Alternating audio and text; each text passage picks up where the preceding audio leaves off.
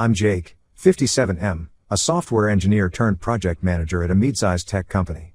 I have two adult children, Liam, 29M, and Sophia, 25F. Their mother, Sarah, passed away when the kids were 16 and 12, respectively, after a 2-year battle with cancer. It was a devastating loss for all of us, and it took years for us to find our footing again. Sarah and I met in college. We were both computer science majors, bonding over late-night coding sessions and dreams of changing the world through technology. After graduation, we got married and started our careers at the same startup. Those early years were tough but exciting. We lived in a tiny apartment, worked long hours, and spent our free time brainstorming app ideas. When Liam was born, Sarah decided to scale back her work to part-time. She always had a knack for balancing work and family life. I, on the other hand, threw myself into my career. I climbed the ranks quickly, moving from programmer to team lead to project manager. The money was good, but the hours were long. I often missed family dinners and school events, something I deeply regret now. Sophia came along 4 years later, completing our family. Those were happy years, despite the work-life balance struggles. Sarah was the glue that held us together, always finding ways to make even mundane weekends feel special. She'd organize family coding challenges, where we'd compete to create the silliest app in an afternoon. Liam and Sophia loved it, and I thought for sure they'd follow in our footsteps in the tech world. Everything changed when Sarah was diagnosed with stage 4 ovarian cancer. The next 2 years were a blur of hospital visits, experimental treatments, and trying to maintain some semblance of normalcy for the kids. I took a step back at work, using up all my leave to be there for my family.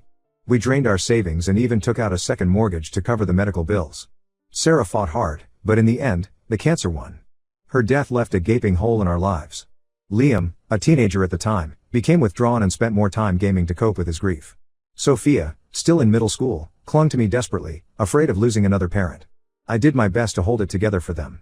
I went back to work, putting in even longer hours to pay off our debts and secure our financial future. Looking back, I realize I might have used work as an escape from my own grief, leaving the kids to fend for themselves emotionally more than I should have. As the years passed, we settled into a new normal. Liam graduated high school and started college, studying computer science like his parents. Sophia excelled in high school, particularly in her media and communications classes. I felt like we were finally on the right track. But things took an unexpected turn when Liam dropped out of college in his second year. He announced that he was going to become a professional gamer, streaming on Twitch full-time. I was shocked. We had countless arguments about it. I couldn't understand how he could throw away the opportunity that his mother and I had worked so hard to provide. Liam moved out shortly after, determined to make it on his own. He couch surfed with friends for a while before finding a small studio apartment. I watched from a distance as he streamed for hours every day, barely making enough to cover his rent. Despite my disapproval, I found myself buying him groceries or helping with bills when things got tight. Sophia, at least, finished her degree in communications. But instead of pursuing a traditional career, she decided to become a lifestyle influencer on Instagram. She moved in with her boyfriend right after graduation and spent most of her time taking photos and making videos. Her follower count grew slowly, and she struggled to monetize her account effectively. I tried to be supportive of their choices, remembering how Sarah always encouraged the kids to follow their passions. But it was frustrating to watch them struggle financially while refusing to consider more stable career paths. I suggested countless times that they look for steady jobs while pursuing their dreams on the side, but they always brushed off my concerns. The situation came to a head during our Thanksgiving dinner this year. It was always a bittersweet occasion since Sarah passed, but we tried to honor her memory by continuing her traditions. This year, I had prepared her famous pumpkin pie recipe, and as we sat around the table, memories of happier times filled the air. We were catching up on each other's lives when the topic of their late mother came up. Sophia, picking at her pie, asked if their mother had left them anything in her will. The question caught me off guard. I explained, for what felt like the 100th time, that their mother hadn't written a will. The cancer diagnosis had been so sudden, and in the chaos of treatments and hospital stays, legal matters had taken a backseat. What little savings she had in her personal account were used up during her illness. Liam, who had been unusually quiet throughout dinner, suddenly perked up. With a half-joking tone, he said, "Well, at least we'll be set when you kick the bucket, right, Dad? You've done well for yourself." I nearly choked on my coffee. "What do you mean by that, Liam?" He shrugged, avoiding my eyes. "Come on, Dad. We know you make good money. When we inherit it, Sophia and I will be fine. We can really focus on our careers then." I was stunned by his assumption. The casual way he talked about my death and their inheritance felt disrespectful not just to me, but to the memory of their mother and the struggles we had been through. In that moment, all the frustration I had been holding back came rushing to the surface. I put down my fork, took a deep breath, and decided it was time for some tough love. "Let me make something very clear," I said, my voice low but firm. If you two continue on your current paths, you won't be inheriting anything from me. The silence that followed was deafening. Sophia's eyes widened in shock, while Liam's face flushed red with anger. I continued, I've worked hard for everything I have. Your mother and I struggled for years to build a stable life for this family. I can't in good conscience leave my hard-earned money to you if you're not willing to work for your own success. Sophia was the first to react. That's not fair, she exclaimed, tears welling up in her eyes. You're supposed to support us, not threaten us. Liam stood up abruptly, his chair screeching against the floor. This is bullshit, he spat. You're trying to manipulate us with your money. Some father you are. I remained seated, trying to keep my composure. I'm not trying to manipulate you. I'm trying to motivate you. I love you both, but I can't enable these unrealistic lifestyles anymore. You're adults now. It's time to start acting like it. The argument escalated from there. Sophia accused me of never understanding her, of always pushing her towards a life she didn't want. Liam brought up old grievances, claiming I was never there for them after their mother died. It felt like years of pent-up resentment were pouring out. In the heat of the moment, I said things I'm not proud of. I called their career choices childish fantasies and told them they were wasting their potential. Liam stormed out, slamming the door behind him. Sophia left soon after, mascara streaking her cheeks. I was left alone in the dining room, surrounded by half-eaten pumpkin pie and the ghosts of happier Thanksgivings. As the anger faded, doubt began to creep in. Had I been too harsh? Would Sarah have handled this differently? Since then, both of them have been giving me the silent treatment. Liam blocked me on all social media, and Sophia only responds to my texts with one-word answers. I've tried reaching out, inviting them over to talk things through, but they're not interested. I stand by my decision about the inheritance, but I'm starting to wonder if I approached the situation all wrong. Should I have been more understanding of their dreams? Am I holding them to unfair standards because of my own experiences? I miss the days when we could all sit around the dinner table and laugh together. I miss the easy relationship I used to have with my kids. But I also worry about their futures and can't shake the feeling that I'm watching them make huge mistakes. So, Reddit, be honest with me. Am I the asshole for being blunt about their inheritance and trying to push them towards more stable careers? Or am I just a concerned father doing what he thinks is best for his kids? Update 1. It's been a couple of months since the Thanksgiving blow-up, and a lot has happened. I wanted to give an update on the situation with my kids. After weeks of silence, Liam finally reached out to me. He asked to meet for coffee, and I agreed, feeling a mix of relief and apprehension. We met at the local diner where we used to have our father-son breakfasts when he was in high school. Walking in, I was hit by a wave of nostalgia, remembering the gangly teenager who used to inhale stacks of pancakes while excitedly telling me about his latest coding project. The Liam who sat across from me now looked tired and stressed. His hair was unkempt, and there were dark circles under his eyes. As we talked, he confessed that he'd been struggling more than he let on. His streaming career wasn't taking off as he'd hoped. He had a small, loyal following, but it wasn't enough to pay the bills. He was falling behind on rent and had maxed out his credit card. We had a long, honest conversation about his future. I listened without judgment as he shared his fears and aspirations. He admitted that he missed the sense of accomplishment he used to get from solving complex coding problems. At the same time, he was afraid of feeling like a failure if he gave up on his streaming dream. I shared some of my own early career struggles, telling him about the startup Sarah and I worked for that went bust, leaving us jobless and in debt. I talked about the fear and uncertainty we felt, but also how we supported each other and eventually found our footing. By the end of our talk, Liam agreed to look for a part-time job in tech to supplement his income while he continued streaming. It wasn't exactly what I had in mind, but it was a step in the right direction. As we were leaving, he gave me a quick, awkward hug, the first in years, and I felt a glimmer of hope. Sophia, on the other hand, remained distant. Her Instagram posts continued as if nothing had happened, a stream of carefully curated photos showcasing a seemingly perfect life. But I noticed a change in her content.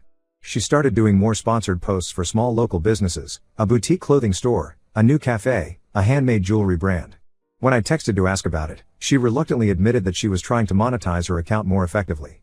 She had taken some online courses on social media marketing and was making an effort to turn her hobby into a real business. I thought things were slowly improving, but then came Christmas. We had our annual family gathering at my sister Anne's, 55F, house. Anne knew about our Thanksgiving argument and had been urging me to make amends with the kids. She even invited Liam and Sophia's cousins, hoping their presence would ease the tension. The evening started off awkwardly. Liam and Sophia arrived separately, both barely acknowledging me. As we sat around the Christmas tree, and suggested we all share our plans for the coming year, a tradition Sarah had started long ago. When it was Sophia's turn, she dropped a bombshell. She announced that she and her boyfriend, Mark, had broken up, and she was moving to Los Angeles to pursue her influencer career for real. She had apparently been planning this for weeks but hadn't told anyone in the family. I was stunned. I asked her how she planned to support herself in one of the most expensive cities in the country.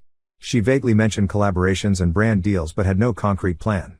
I could feel my frustration rising again, memories of our Thanksgiving argument fresh in my mind.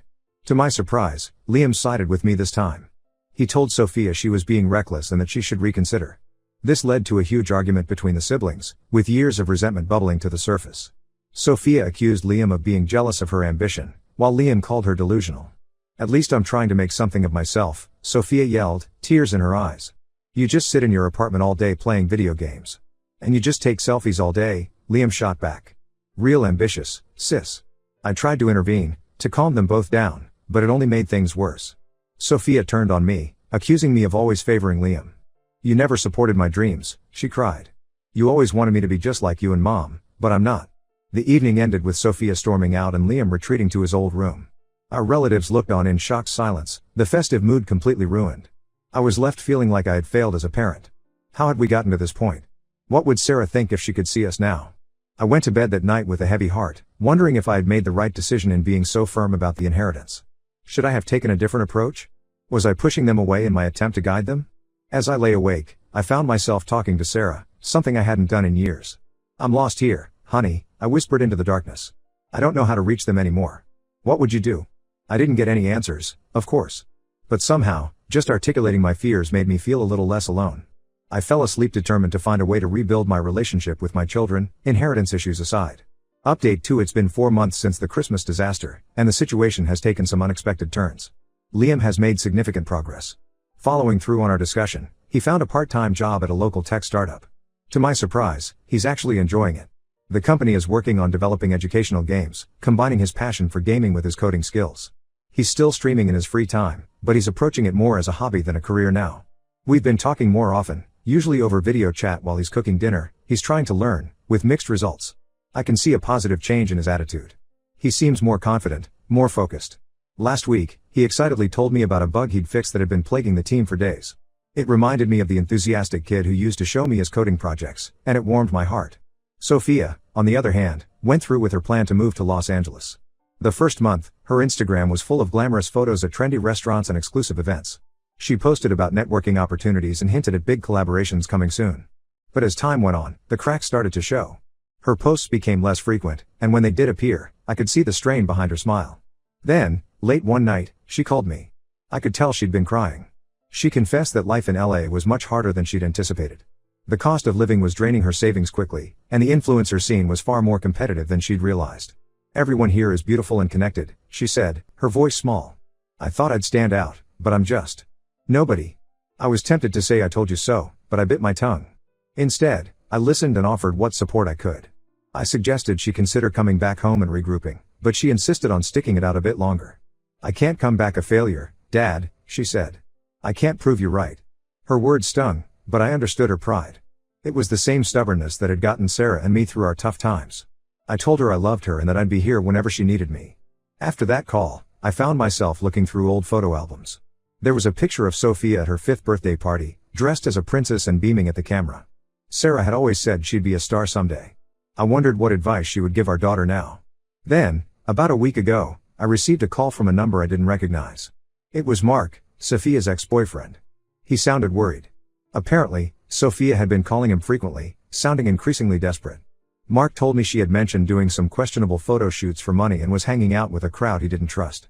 "I know we're not together anymore," Mark said, "but I care about her. I thought you should know." I was alarmed by this information.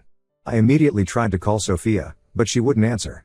I even considered flying out to LA to check on her, but I wasn't sure if that would make things worse. Would she see it as support or as me trying to control her life again? I spent a sleepless night weighing my options. I thought about Sarah, about how she always seemed to know the right thing to do in a crisis. I wished more than ever that she was here to help navigate this situation.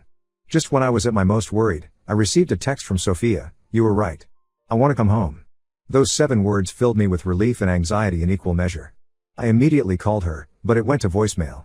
I sent a text back telling her I'd buy her a plane ticket home whenever she was ready.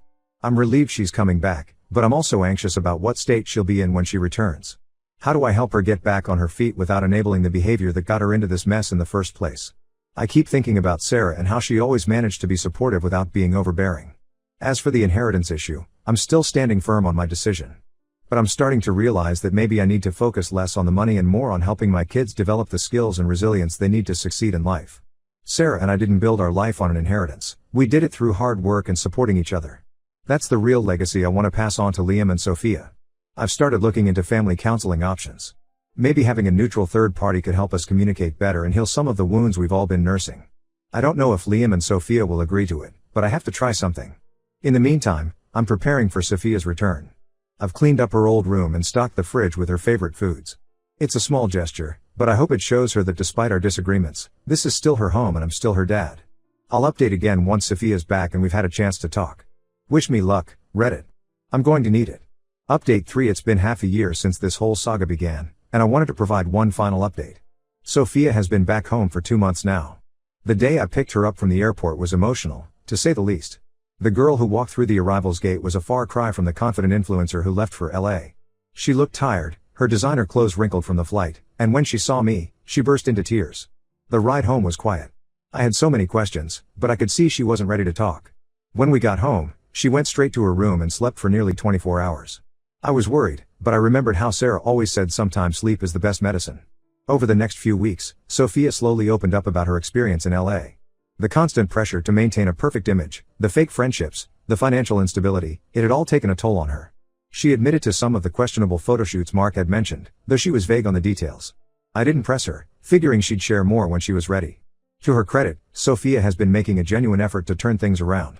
She found a job at a local marketing firm, putting her communications degree to use. While it's not as glamorous as being an influencer, she admits it's a relief to have a steady paycheck and some structure in her life. She's still active on Instagram, but now she uses it more as a creative outlet rather than trying to make it her sole source of income. Liam has continued to thrive in his new balance of work and gaming. His part-time job at the tech startup turned into a full-time position, and he's excited about the potential for growth there. He still streams on weekends, but he's found a healthier relationship with gaming. It's now a fun hobby rather than a source of stress and financial pressure.